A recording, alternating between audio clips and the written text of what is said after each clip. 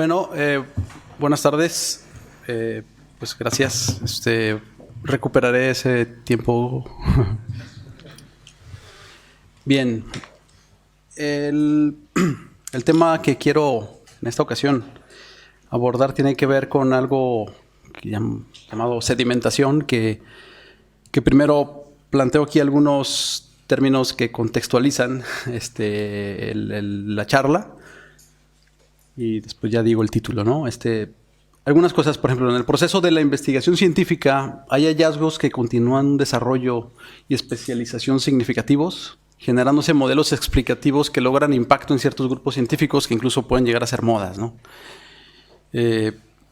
No obstante, hay fenómenos que quedan sin un desarrollo posterior debido a diversos motivos, que van desde las dificultades técnicas de medición y manipulación hasta la consideración de que ciertos principios y argumentos son añejos y quedan fuera de actualidad. Convencido de esto es que precisamente se me hizo relevante una cita, aunque ya se considera ahora añeja o vieja, digamos del 77 de Herrnstein. O sea, la actual crisis en el conductismo es el haber tirado algunos de sus supuestos, ahora que han servido ya a sus propósitos heurísticos. Entonces, ¿cómo poder interpretar? Claro, está quizá fuera de contexto algunas cosas de las que hablaba Herrnstein en ese artículo, pero ¿cómo poder interpretar estas cosas que se han tirado, ¿no? Y precisamente eso me lleva a pensar en que hay cosas que se han sedimentado, tanto teórica como empíricamente, en el análisis de la conducta, que es como titulo la presentación, haciendo una analogía justo a que en un líquido la sedimentación, pues después de que está suspendido o que está en la corriente, pues termina en el fondo. Y bueno, es como una metáfora, pues otra vez, ni modo, hidráulica, como aquellas de las que hay muchas quejas, pero bueno, es como una buena manera, creo yo, de explicarlo. En la parte superior izquierda, pues está la fuente de nuestros datos, que sería el ambiente, el organismo, de la cual pues, nosotros nos dedicamos a estudiar la conducta, ¿no? Entonces, es como si pensáramos que hay una corriente en la cual hay un énfasis dentro de ciertos grupos de la ciencia que permanecen como en la superficie o permanecen vigentes, creándose modelos de relevancia pues que nadie puede dudar, ¿no? Entonces, en la parte, si nos vamos por la superficie, en ese esquema que lo trata de representar, pues bueno, ha salido la ley de igualación, el modelo de principios matemáticos de reforzamiento, entre otros, ¿no?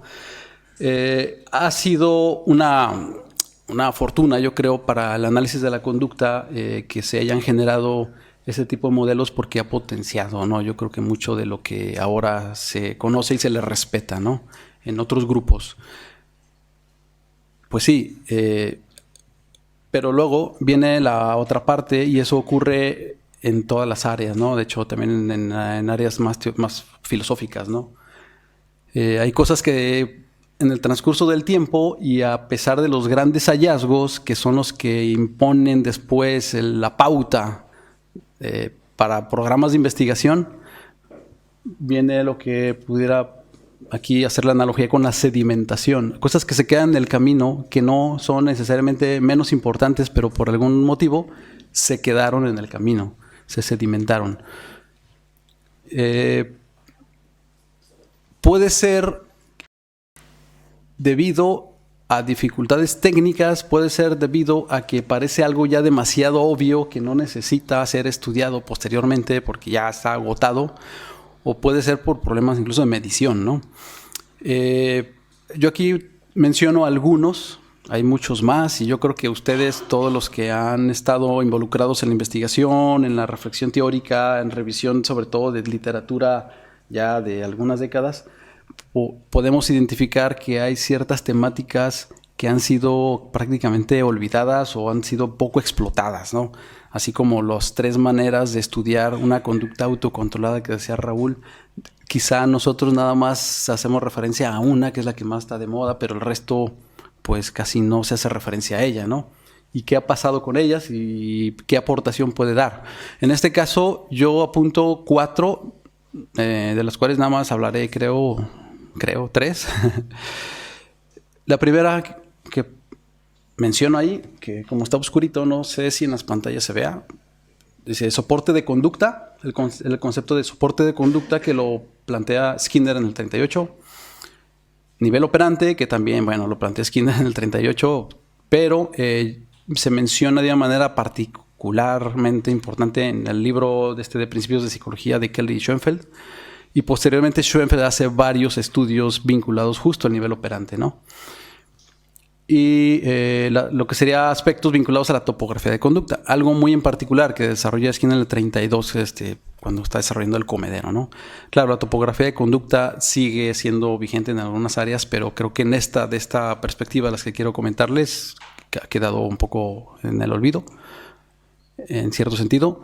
Y aspectos también vinculados a la locomoción. Al encerrar al organismo, ¿no?, en una caja para hacer una observación muy precisa de cierto tipo de conducta, luego se queda fuera aquello vinculante a la locomoción, en donde luego hay simulaciones de locomoción, como, bueno, la presentación de Ricardo, ¿no? Bueno, hay una rueda que precisamente simula ese patrón de locomoción, pero sin recorrer distancias. Entonces eso tiene pues implicaciones, como bien nos lo dijo Ricardo, ¿no? Bajo ciertas preparaciones.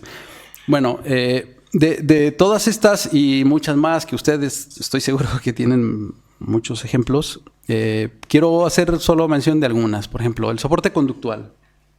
Eso me parece muy interesante. Si uno revisa Skinner 38, hace una cita que casi nadie recuerda, a lo mejor muchos de ustedes sí, pero luego me topo pues con alguna gente platicando que dice, ¿a poco Skinner cita a Tolman cuando está diseñando su caja de Skinner, ¿no? ¿Y en qué sentido lo está citando a Tolman? Pues en ese texto, que lo pongo ahí como un pergamino, aludiendo pues de que, bueno, los clásicos, dice que la respuesta requiere un estímulo discriminativo externo que lo provee la palanca, ¿no? Bueno, pero ese no es el punto. El punto dice, si la respuesta necesita un soporte externo, como lo llama Tolman, o un soporte conductual, porque si no se pudiera tener registro de esa conducta, además ni siquiera pudiera ocurrir, ¿no? No se pudiera producir lo que le llama su propio reforzamiento. Y hacer esa cita a Tolman, bueno, puedo poner también el texto donde Tolman lo dice, pero bueno, no tenemos que irnos tan atrás, ¿no? Nada más la relevancia de que esa frase del soporte externo, el soporte conductual que dice Skinner, pues como que quedó ahí, y yo creo que ha sido muy relevante para posteriores modelos. Por ejemplo, uno de ellos, particularmente el Timberlake, cuando habla de hace referencia a Skinner, diciendo que hizo muchos ensayos, muchos ejercicios, así a nivel técnico, para poder tener una medida digamos, confiable de la presión de la palanca, ¿no? Así como también de otros dispositivos que diseñó Skinner, ¿no? Y eso coincide con la propuesta de Timberlake, que le llama el tuning, o podemos traducir como sintonización, ¿no? Poner en sintonía al organismo y al ambiente en el espacio experimental para facilitar que la conducta emerja. Digamos que si no se hace bajo una sintonización de lo que es el organismo, su estructura, sus principios, incluso biomecánicos, nunca vas a tener una medida confiable, ¿no? Esto lo trato de conectar precisamente con lo que creo que anteriormente me brinqué aquí una cosilla al final de lo que está asentado. Sí, hay una frase ahí que dice, bueno, una afirmación de la teoría de los affordances, ¿no? ¿Qué significa eso? Es una visión complementaria que no pertenece en sí mismo al análisis de la conducta, pero es muy compatible, de la cual, por lo menos en lo personal, considero que ha potenciado al menos esos aspectos que estoy mencionando ahí, que se han asentado, que se han sedimentado, ¿no? Entonces, bajo esa teoría, es que esta afirmación de Timberlake sobre la sintonización de los espacios experimentales, que también sí terminan siendo un modelo de lo que sería su nicho ecológico, vienen siendo esos affordances de los que habla Gibson, y efectivamente son reconocidos como tal actualmente. Lo citado por Burkhardt y Bauer estudiante de Timberlake, digamos, y convencido, ya no está escrito, pero por comunicación personal con Bauer, justo con Timberlake, dice efectivamente, ¿no? Es la coincidencia con la afirmación de los affordances de Gibson, ¿no? Entonces, precisamente ese es un motor que genera una serie de otros elementos a considerar. Ya que tenemos lo del soporte conductual o el soporte, soporte externo, perdón que me esté regresando, pero es para hacer referencia. Este soporte conductual, luego, metodológicamente por lo menos está vinculado al nivel operante. El nivel operante, pues todos quizá lo recordamos, y efectivamente solo en los clásicos ya casi nadie reporta un nivel operante, uno que otro afortunadamente, pero muchas veces es, le doy vuelta aquí, solo para aspectos metodológicos, para hacer un contraste, como una línea base, el animal cómo llega respondiendo a esa situación antes del refuerzo, y luego ya una vez que empiezas a reforzar, cómo incrementa, pero es solamente a fines metodológicos. Aquí nosotros lo que tenemos es un estudio en donde vemos que si nosotros cambiamos la altura de la palanca en una situación de nivel operante, es decir, en una caja en donde no hay comedero, la rata no está privada, lo único que entra en la caja es una rata y hay una palanca, no hay nada más, no hay comida, nada. ¿Qué hace? ¿Responde, no responde? ¿Cuánto responde? Pues esa tasa de respuesta cambia según la altura. Eso es precisamente ese soporte conductual. La estructura de esa caja, digamos con la palanca, va a alterar ese nivel operante. Y eso coincide justo con las afirmaciones de los affordances que se ha modelado ya posteriormente, incluso para no dejarlo solo a nivel descriptivo, a nivel modelo, ¿no? Que un modelo biexponencial, no lo voy a detallar, justo describe algo que normalmente se vea solo planteado en conducta reforzada. En el nivel operante ocurre cambiando solo ese elemento de qué tan posible es alcanzar una palanca y presionarla, ¿no? Ok. El otro elemento que se ha quedado asentado en esto, que quiero enfatizar, es la topografía de la obtención del alimento, ¿no? Que lo plantea Skinner en el 32 cuando está diseñando, dice cómo es que la rata accede a ese alimento. Ustedes ven en el diagrama que por ese orificio la rata introduce la cabeza. Cuando introduce la cabeza, mueve un dispositivo que está ahí como una palanquita, se detecta que hizo esa conducta y lo que está ahí abajo es comida, ¿no? Ahí lo importante fue, pues, cuántas veces y cuánto tiempo duraba ahí comiendo, ¿no? O sea, metía la cabeza, sacaba la cabeza, metía la cabeza, sacaba la cabeza. Pero, vamos, la pregunta que quizá nunca se hizo relevante, que estaba, pero nunca se hizo relevante es, pues, ¿cómo lo obtenía esa comida, no?